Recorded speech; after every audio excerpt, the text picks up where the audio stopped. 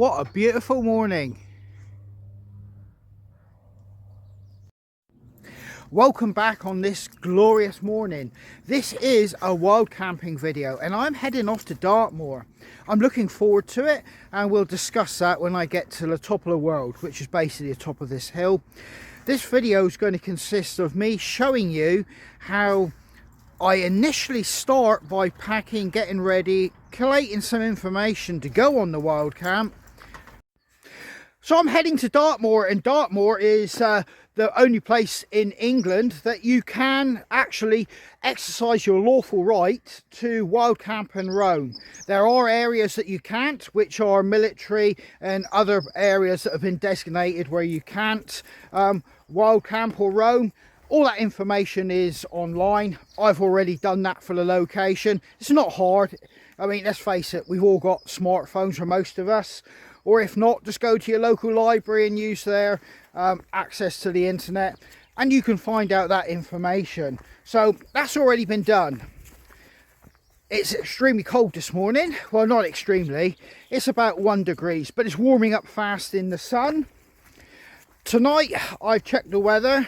It's going to dip to about 1 degree, so there is a potential. I've got frost here, so there is a potential for it to go below that, but more than likely it's going to be a reasonably comfortable night.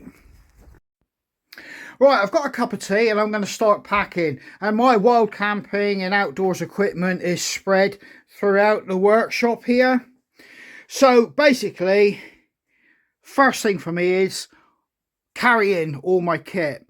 I'm not going to be going too lightweight, and I'm not even, I've got a civilian kind of bag that I can actually carry kit, but I'm going to stick to a known factor and I'm not going to be carrying too much kit up there. I'll explain as I go along, but I'm going to stick to the British Army Bergen.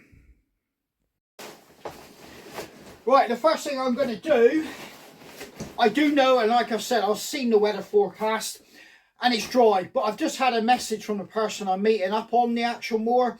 It was cold last night, frost inside the tent. So I'm taking the full winter setup for my sleeping system. That's the British Army Arctic system. I'm not going to split it down and take the lighter weight one out, which gives it that Arctic component. I'm going to use both the heavy sleeping bag and the actual lightweight one in the bivvy. My actual bag, I'm going to use dry bags, quite simply to ensure all my kit stays dry. It doesn't suffer condensation as temperatures fluctuate. The bag could get freezing cold, and in the sun, as it warms up, it would form condensation. Or if I sort of like have a shower, I mean, it's supposed to be good weather, but it's Dartmoor. Now I think having my bergen there saved me from getting the worst of the cold hitting me head on there. But yeah. Right, so I'm putting a dry bag inside, and basically my compartment at the bottom is going to be where my sleeping system lives. The sleeping system has to be considered as the #1 goal, and keep it sacrosanct that it stays clean, tidy, and dry. That is your whole aim if you're wild camping. Your sleeping system is everything. It must be treated like with kid gloves. So I'm going to get that, stuff it in there, and it's secure, dry, and good to go. Right, like I said, this is a big bulky system. Civilian ones are a lot more, well, are a lot of money to rate to this one, but obviously you're paying for the fact it's lightweight and it breaks and it's less bulky. Right, case of stuffing it in.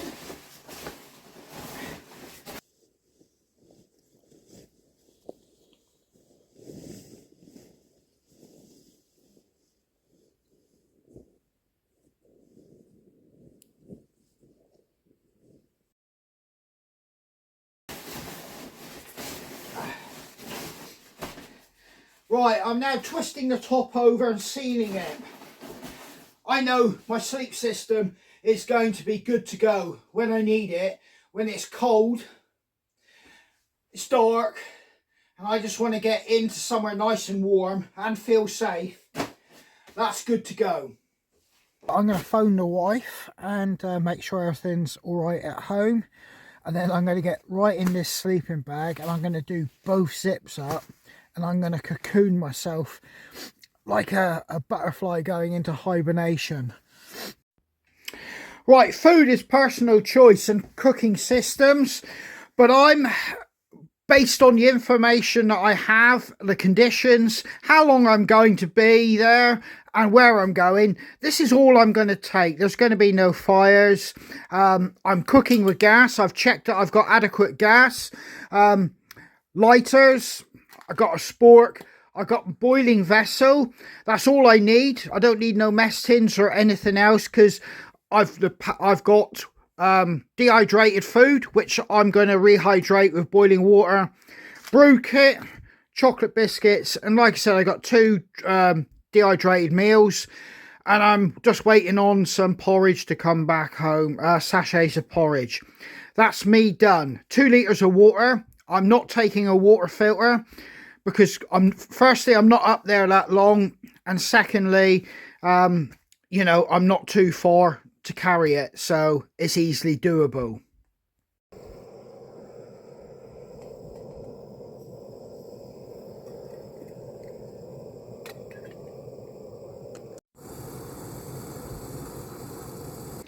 Right, getting food on the go. That's what I got tonight.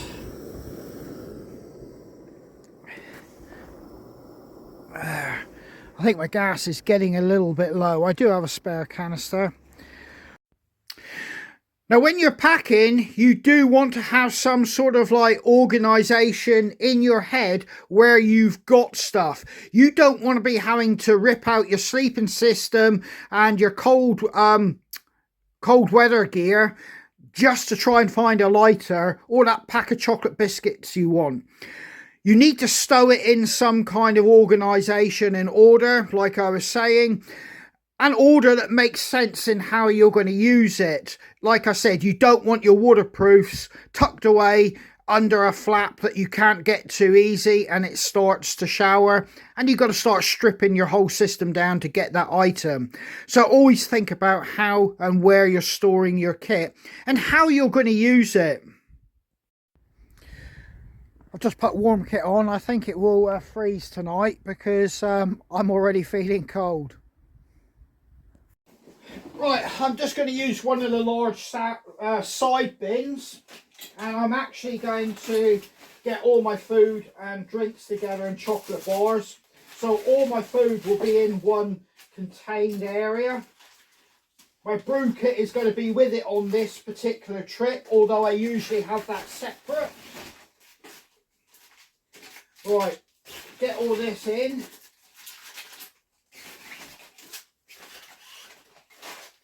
And my dry food, I will put my porridge in it when I get it. Right, that's going in my side pouch.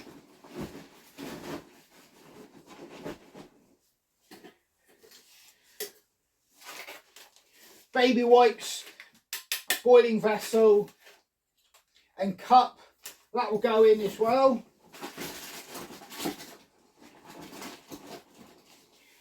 I will always pack differently to the whatever location I'm going to and the length of time and the weather conditions. But I'm consolidating my pack how I want to use it, and what I'm doing is a very simple wild camp here. Right, I'm going to try and carry my water a little bit more so it's not all over the place, because each litre is a kilo, and if it's all to one side, you're carrying more weight to one side. You just think about things like that. So that's a central pocket there. I do have another big pocket here. I'm going to put another litre straight in here. So all my water is pretty much central. I don't have weight hanging off either side.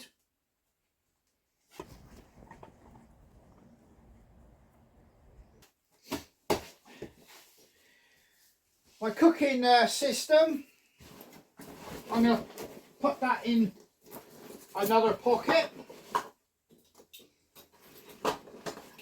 so I know where that is.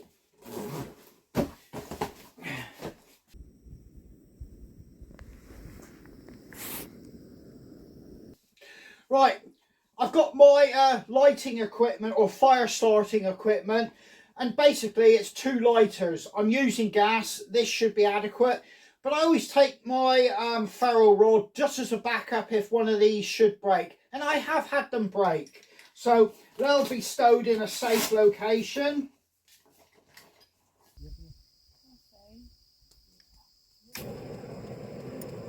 And somewhere that it can't fall out. So that's my fire starting stuff segregated and safe. I'm now moving on to head torches. I usually take more than one. I'll always have one on me, and I'll have one on a guideline on my tarp or tent, just as like a base camp light. So I'm taking 3 on this occasion.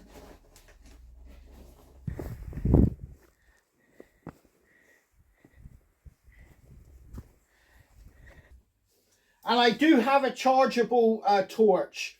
These are fantastic. I can get possibly out to about 100 meters or 50 to 100 meters depending on the conditions, whether it's misty or foggy. And it'll last quite a long time. So I'm quite impressed with this. I'm not going to name it at the moment because I still want to play about with it. But so far, it's actually done me proud.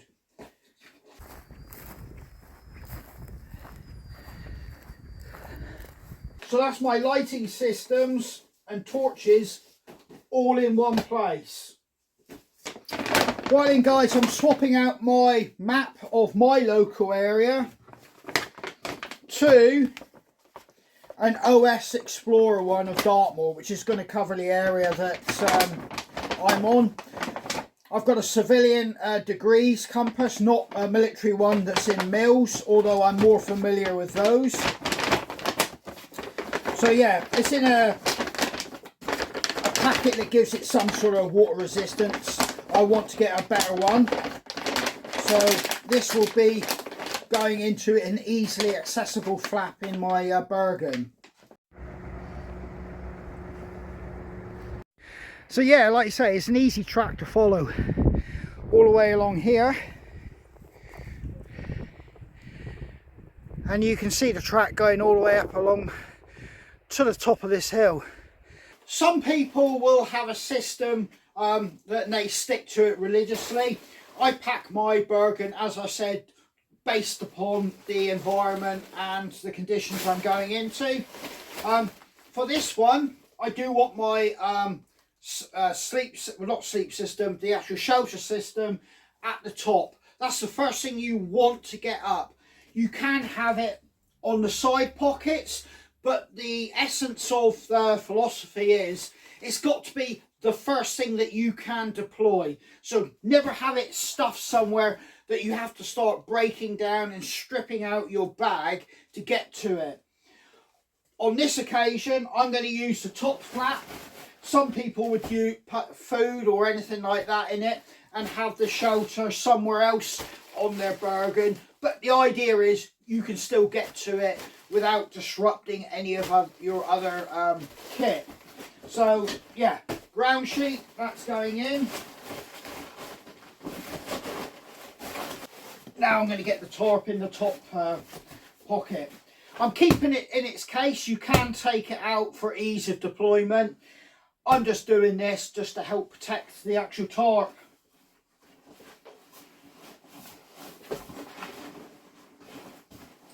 There, that's in. Make sure the cordage is out of the zip, and let's zip it up.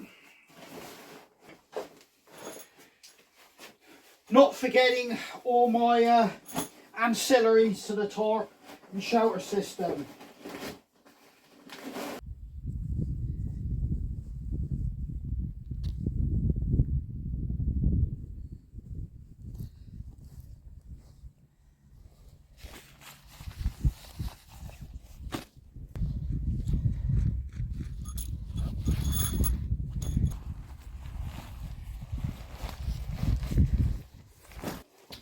Right then, I do have a med kit which has a basic first aid kit like plasters, some creams and things like that, and some very small weight bandages for like if you cut yourself. That lives in here in the first bit of my first aid kit, because quite honestly, if I have to go into this bit, the internal bit, I know I've pretty much got a little bit more of a serious situation on my hands. So inside my kit, it looks something like this. And you are right in what you see. I do keep all my sensitive electronic equipment. That is my charging leads and my charging block in here. That possibly shouldn't really happen.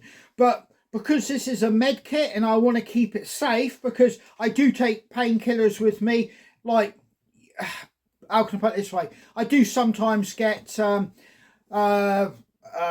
mild arthritis, so it's nice to have some painkillers to help ease that. So I've got that in here, but I also have a first field dressing as I know it, or an Israeli bandage as some people know it. I do have a cat tourniquet as well, and I've got some batteries which I've just dropped on the floor. It's a strong argument that they shouldn't be in here in my med kit, but if I need any of these items here, I'm not going to be worried about my charging cables or some batteries dropping on the floor or getting my charge block wet. Quite simply, if I'm using any of the cat tourniquet or Israeli bandage, my only thought will be to get those applied and get straight to medical help. And that would be if I was using it on somebody else as well. And I'm dropping it everywhere here. So I'm going to stow all this and get it packed away and put it in a secure part of my bergen. And that's going to be in the internal part, just on top of my sleep system. So before I put it away, that's why I've got my minor first aid kit on the outside. I can deploy that quick with no fuss. If I have to use the internal bit, as I've stated, if you're using a cat tourniquet or a first field dressing, you're getting out of Dodge and going straight for medical assistance straight away. So yeah, that's what it looks like. It's all safe, secure, and like I said, all my electronics are inside as well. So that's going to go inside the main compartment. Right then, my warm kit, and this is kit basically to keep me warm. I can layer up if I'm stood around and getting cold, like outside my tent having a chat and a chin wag at night, or if I feel it, you know, during the night, or even in the day, I feel like I've got to put something on to stave off the shakes, you know, when you just start to feel cold. So I've got a sweatshirt, another sweatshirt. This is a bit of a lightweight one, but it will combine with this one. This is quite a heavy one. I've also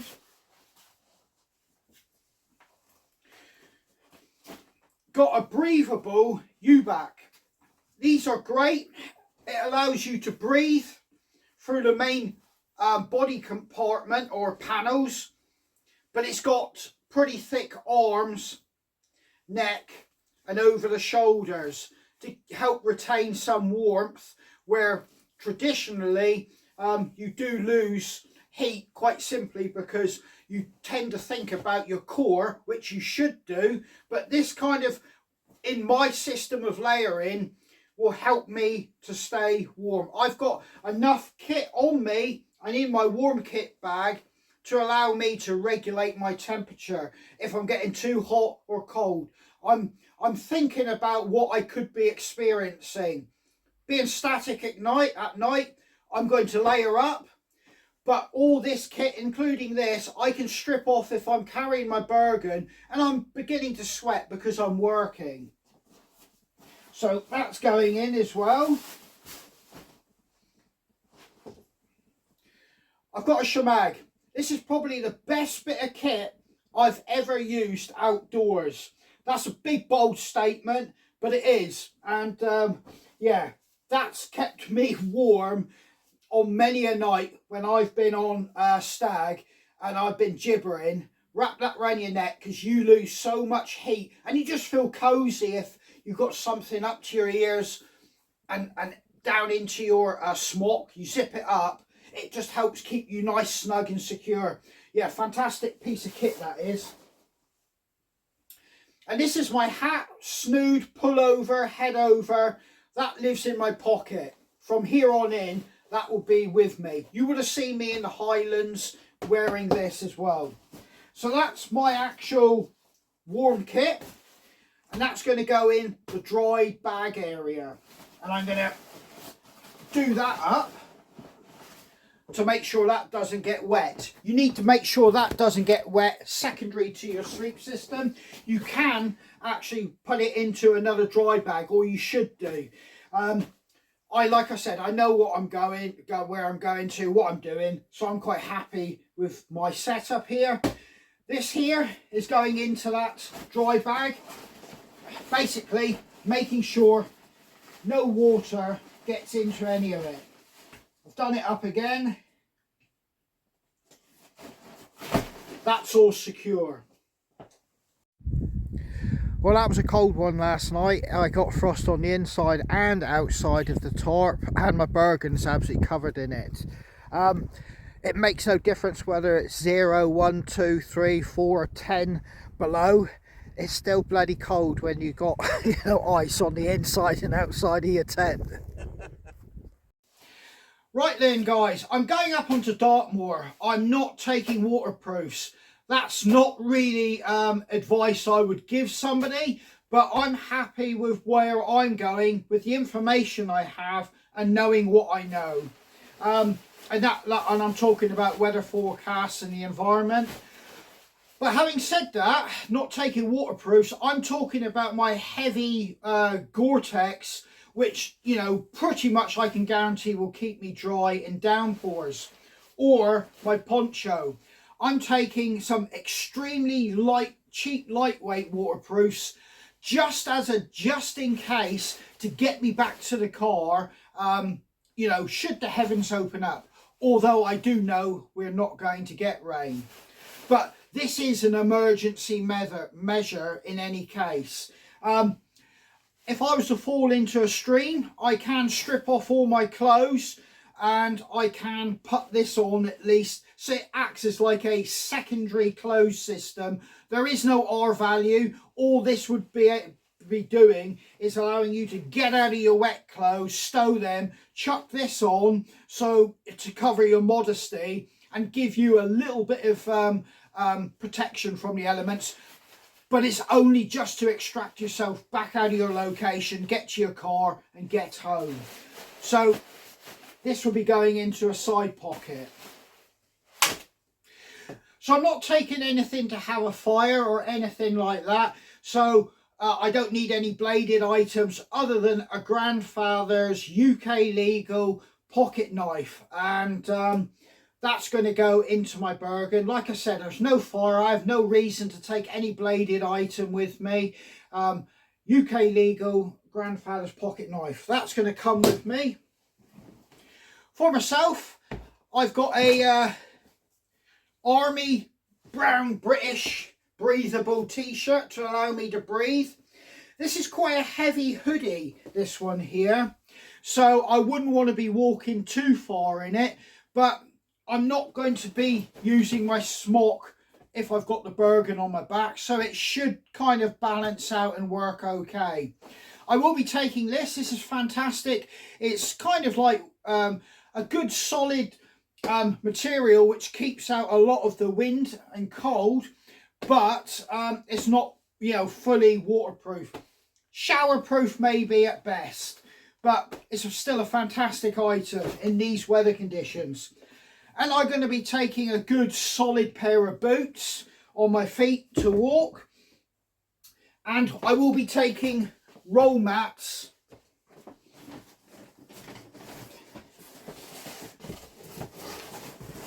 Which, this may look a bit of a disaster to some people, but my style of wild camping, I classify it as hobo wild camping. I'm a bit of a hobo in some respects. You can see It's broken down into 3 bits of matting. It is gaffer taped and that ain't going to go anywhere. It's 3/4 length. I do have those 3 bits. Goes down into 2 bits the rest of the way. So it does actually provide me with some protection. Well, when I say some protection, I did the West Highland Way with this and the sleep system I got in there and a ground sheet. I stayed warm. But for tonight, I'm going to add another bit as well because I can. I'm going reasonably not lightweight, but I'm not travelling far, so I'm prepared to carry just that little bit more for comfort.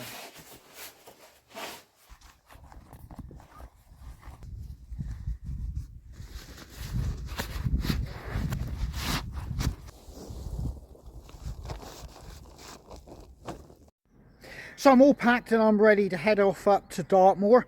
That is by no means a definitive pack list for wild camping. That's just based on the location I'm going to, the weather conditions and my knowledge on how to use that equipment. It goes without saying it'll be different for everybody and every location and your level of experience in the outdoors environment. And you know, this isn't advice to anybody. I'm just showing you how I go about packing for a wild camp, and you'll be coming along with me now to go and do that wild camp and see me use that kit.